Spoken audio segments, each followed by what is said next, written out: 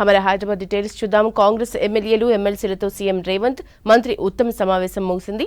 ప్రజాభవన్లో జరిగిన సమావేశంలో ఎమ్మెల్యేలు ఎమ్మెల్సీలకు ప్రాజెక్టులపై పవర్ పాయింట్ ప్రెజెంటేషన్ ఇచ్చారు మంత్రి ఉత్తమ్.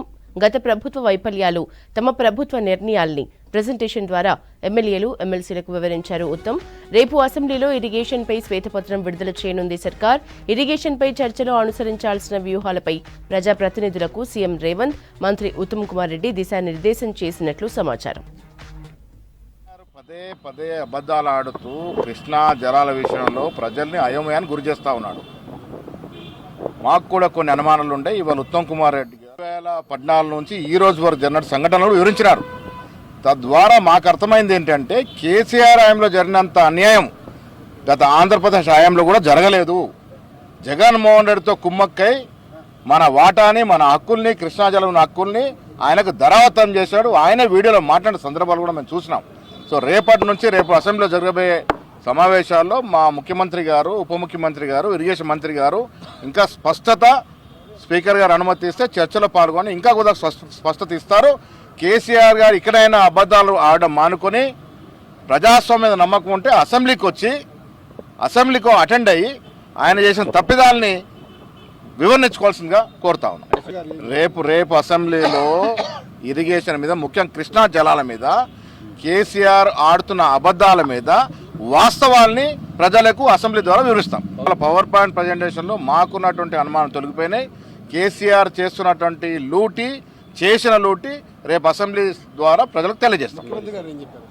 ముఖ్యమంత్రి గారు కూడా అధికార నిపుణులు, ఇరిగేషన్ మంత్రి గారు ఇచ్చినటువంటి వివరణతో సంతృప్తి చెందినారు. వారికి కూడా పూర్తి అవగాహన ఉంది. డిప్యూటీ సీఎం గారు కూడా పూర్తి అవగాహనతో ఉన్నారు. రేపు అన్నీ కూడా అసెంబ్లీ శాఖ స్పష్టత ఇస్తారు. పార్లమెంట్ ఎన్నికలకి నిమిత్తం లేకుండా తెలంగాణ ఆకాంక్షలకు విరుద్ధంగా, తెలంగాణ పౌరుల కలలకు విరుద్ధంగా ప్రాజెక్టుల పేరిట లక్షల కోట్ల రూపాయలని ప్రజాధనాన్ని కేసీఆర్ గారు లూటు చేశారు. ఇది వాస్తవం. ఇది ప్రజలకు కొంత తెలిసింది కాబట్టి ఎన్నికల్లో రిజల్ట్ ఇచ్చినారు. ఇంకా పరిపూర్ణంగా తెలియాల్సిన అవసరం ఉంది. రేపటి నుంచి ఆ కార్యక్రమంలో ఉంటాం. అండర్-19 క్రికెట్ వరల్డ్ కప్ ఫైనల్లో ఆస్ట్రేలియా విజయం సాధించింది. యంగ్ ఇండియాతో జరిగిన ఫైనల్లో 79 పరుగుల తేడాతో గెలుపొందింది. దీంతో ఆసీస్ జట్టు 4గోసారి విజేతగా నిలిచింది. మొదట బ్యాటింగ్ చేసిన ఆస్ట్రేలియా 50 ఓవర్లలో 7 వికెట్ల నష్టానికి 253 పరుగులు చేసింది. ఆసీస్ తరపున హర్జీత్ సింగ్ 55 పరుగులతో రాణించాడు. భారత బౌలర్స్లో రాజ్ లింబానీ 3, నమన్ తివారీ 2 వికెట్లు తీశారు. అనంతరం లక్ష్య ఛేదనకు దిగిన యువ భారత్ 43.5 ఓవర్లలో 174 పరుగులకు కుప్పకూలింది. భారత్ తరపున ఆదర్శ్ సింగ్ 47, మురుగన్ అభిషేక్ 42 పరుగులతో రాణించాడు. ఆసీస్ బౌలర్లు బియార్డ్ మ్యాన్, రాఫ్ మెక్ విలన్ చెరో 3 వికెట్లతో రాణించారు.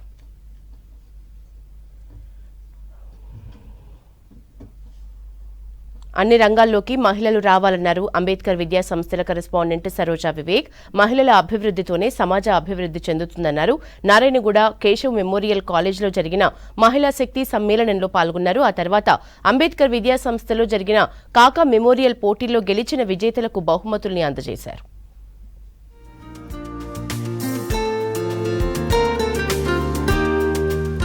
మహిళలు అన్ని రంగాల్లో విజయాలు సాధించాలన్నారు అంబేద్కర్ విద్యా సంస్థల కరెస్పాండెంట్ గడ్డం సరోజా వివేక్. ఇంట్లో మహిళ ఆరోగ్యంగా ఉంటేనే ఇల్లు సజావుగా సాగుతుందన్నారు. తల్లిదండ్రులు పిల్లలకు మంచి చెడులు చెబుతూ పెంచాలన్నారు సరోజా వివేక్. హైదరాబాద్ నారాయణగూడలోని కేశవ్ మెమోరియల్ కాలేజ్ లో భాగ్యనగర్ విభాగ ఆధ్వర్యంలో జరిగిన మహిళా శక్తి సమ్మేళనంలో టేబుల్ టెన్నిస్ క్రీడాకారిణి నైనా జైస్వాల్ తో కలిసి పాల్గొన్నారు.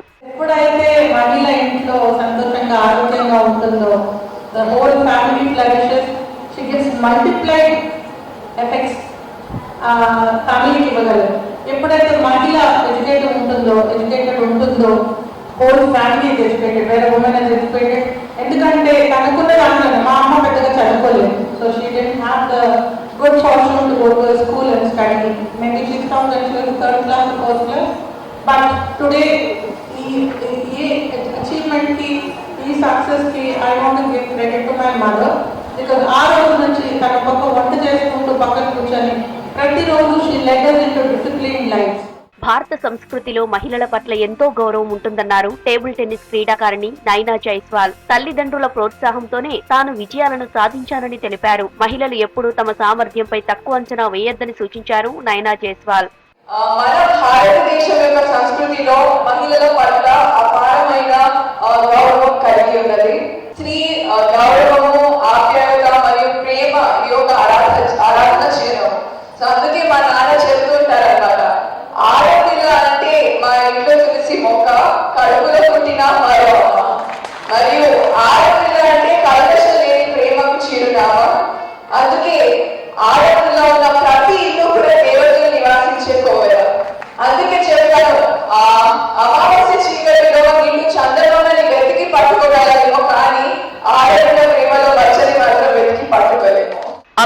విద్యా సంస్థల్లో గత 10 ఏళ్లుగా కాకా మెమోరియల్ క్రికెట్ టోర్నమెంట్ పోటీలు నిర్వహిస్తున్నామన్నారు విద్యా సంస్థల కరెస్పాండెంట్ సరోజా వివేక్. టాలెంట్ ఉన్న విద్యార్థులను అంతర్జాతీయ వేదికలపై సత్తా చాటే విధంగా ప్రోత్సహిస్తామన్నారు. హైదరాబాద్ బాగలింగంపల్లిలోని అంబేద్కర్ విద్యా సంస్థల్లో జరిగిన కాకా మెమోరియల్ క్రికెట్ టోర్నమెంట్ లో గెలుపొందిన విజేతలకు బహుమతులు అందజేశారు.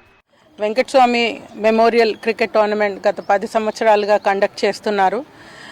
ఇక్కడ మా క్యాంపస్లో నరసింహారెడ్డి గారు ఈ స్పాట్లైట్ అకాడమీ నడిపించడం మాకు కూడా ఎంతో గర్వకారణము. ఎందుకంటే ఎంతో మంది పిల్లల్ని తీర్చిదిద్ది మంచి స్పోర్ట్స్మెన్గా తయారు చేసి దేశానికి అందిస్తున్నారు.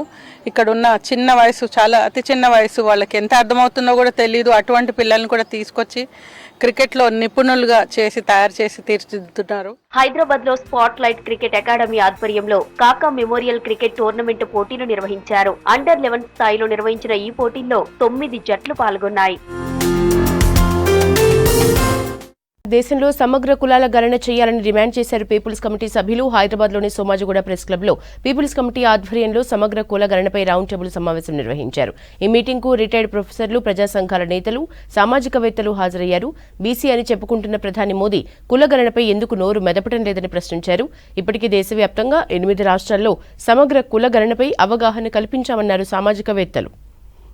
బీజేపీ ప్రభుత్వం సుప్రీంకోర్టులో అఫిడవిట్ కూడా వేయటం జరిగింది. మేము కులగణనలు చేయం, కులగణన చేసినట్టు అయ్యేది ఉంటే దాని పరిణామాలు వేరే ఉంటాయి, అది మంచిది కాదు ఈ దేశానికి అంటారు. ఈ దేశంలో చెట్లు, గుట్టలు, అనిమల్స్, పిట్టలకు, జంతువులకు లెక్కలు ఉన్నాయి. బట్ బీసీ కమ్యూనిటీస్కు ఇప్పటి వరకు లెక్కలు తీయలేదు. సో ఈ లెక్కలు తీయాలి అని చెప్పేసి మనం డిమాండ్ చేస్తున్నాం. రాహుల్ గాంధీ నినాదంలో కూడా కులగణన జరగాలి దేశం మొత్తం. కాంగ్రెస్ గవర్నమెంట్ ఈరోజు అధికారంలోకి వచ్చింది. వాళ్ళు కులగణన చేయడానికి సుముఖంగా ఉన్నారు. కాకపోతే ఏంటంటే మన డిమాండ్ అన్ని కులాల జనగణన జరగాలి. అన్ని కులాల జనగణన జరిగితే ఎవరి జనాభా ఎంతనో వారికి ఆ ఫలితాలు అందాలన్నది మన ఈ కమిటీ, ఈ people's committee on caste census demand చేస్తున్నాం. మోడీ గవర్నమెంట్ ఎంత అడ్డుకుంటుందో ఈ బీసీలని, మరి బీసీలని చెప్పుకునే ప్రధానమంత్రి గారు ఉన్నారు ఈ రాజ్యంలో. మరి ఆయన జన్మతః బీసీ కాదు, అలాగే ఏనాడు బీసీల గురించి ఉద్యమం చేసిన మనిషి కాదు. ఆ పెద్ద మనిషి ఇవాళ నేనే పెద్ద బీసీనని ఈ దేశంలో చెప్పుకుంటూ గత 9.5 ఏళ్ళుగా మరి ఒక్క పని కూడా చేయకుండా బీసీలకి నేను నిలదీయడం జరిగింది. ఎవ్వడూ ఆపలేడు భారతదేశంలో బీసీల కులగణాన్ని. ప్రభుత్వాన్నే మారుస్తాం, ఖబర్దార్ మోడీ. రాజ్యాంగం మనకి ఏం చెప్పిందంటే కుల రహిత సమాజాన్ని ఏర్పరచటమే ప్రజాస్వామ్యం అని చెప్పింది. కులంతో కూడిన రాజ్యాంగం ఏమంటే కూడా అట్లనే ఉంటుంది. కులం రద్దు చేయాలి కావాలని ఒక పథకం ప్రకారం ప్రభుత్వాలు 75 ఏళ్ళ నుంచి కులం అమలు చేస్తున్నాయి. దానికి రాజ్యాంగపరమైన హక్కులు కూడా ఇచ్చింది. ఆఖరికి రాష్ట్రపతి రామ్నాథ్ కోవింద్ గుళ్ళోకి పోతే ఆయన గుడి బయటనే పెట్టినారు. ఆయన లోపల రానిలేదు. ఆయన భార్య సవితను నెట్టేసినారు. ఫస్ట్ లేడీని కూడా నెట్టేసినారు. ఆయన వెళ్ళిపోయినాక నీళ్లు పోసి, పసుపు నీళ్ళు పోసి, పాలు పోసి కడుక్కున్నారు. బయట పెట్టి బయట కూడా ఉండలేదు. ఆ తర్వాత మురుమును పోత కూడా రానియలేదు. రాజ్యాంగాధినేతకే కులం బాధ తప్పనప్పుడు ఇక ఏముంటుంది? ఏ రాజ్యాంగం అమలవుతుందా? జీహెచ్ఎంసీలో రేపు జరిగే ప్రజావాణిలో భాగంగా డయల్ యువర్ కమిషన్ ప్రోగ్రాం జరగనుంది. ఉదయం 10:30 నుంచి 11:30 సమయంలో ప్రజలు ఫోన్ చేసి తమ సమస్యల్ని కమిషనర్ రొనాల్డ్ రాస్కి తెలియజేసే అవకాశం కల్పించారు అధికారులు. ఇక 11:30 నుంచి 1 గంట వరకు భౌతికంగా దరఖాస్తులు స్వీకరించడం జరుగుతుందన్నారు. సర్కిల్, జోనల్ కార్యాలయాల్లో ప్రజావాణి కార్యక్రమం యథావిధిగా జరగనుంది.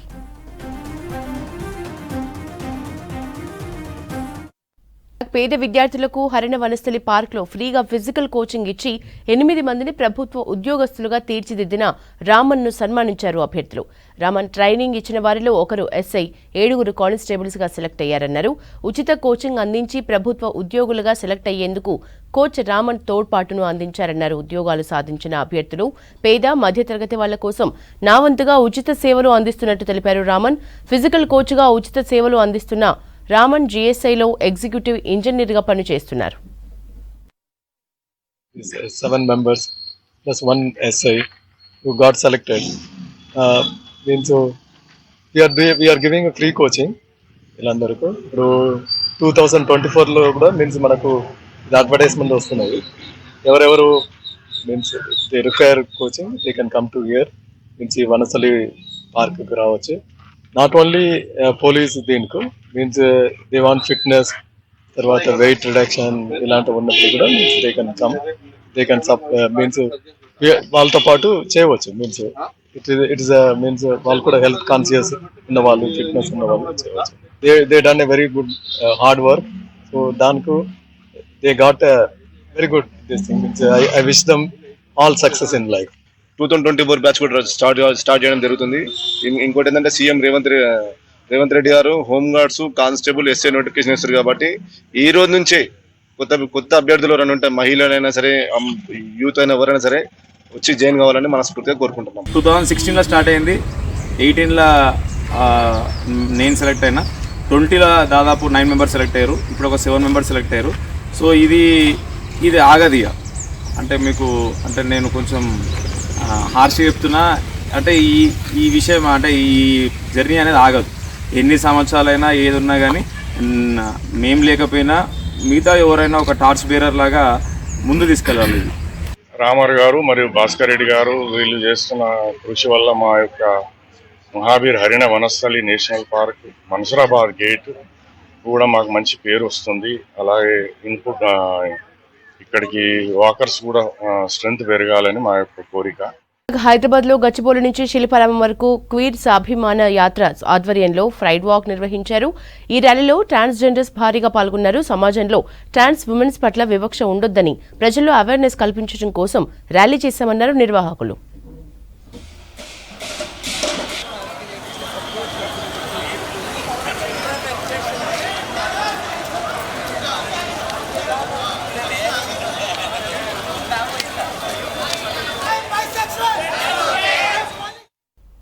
రంగారెడ్డి జిల్లా శంషాబాద్ ఎయిర్పోర్ట్ దగ్గర కారు బీభత్సం సృష్టించింది. ఆగి ఉన్న కారును వెనుకాల నుంచి వచ్చి మరో కారు ఢీకొట్టింది. ఈ ప్రమాదంలో 2 కార్లు పల్లి కొడుతూ కల్వర్ట్లోకి పడి నుజ్జునుజ్జయ్యాయి. 2 కార్లలో ఉన్న 4గురిలో 3 వ్యక్తులకు స్వల్పంగా గాయాలయ్యాయి. వీరిని స్థానిక ప్రైవేటు హాస్పిటల్కి తరలించారు. ఒకరి పరిస్థితి విషమంగా ఉన్నట్లు తెలుస్తోంది.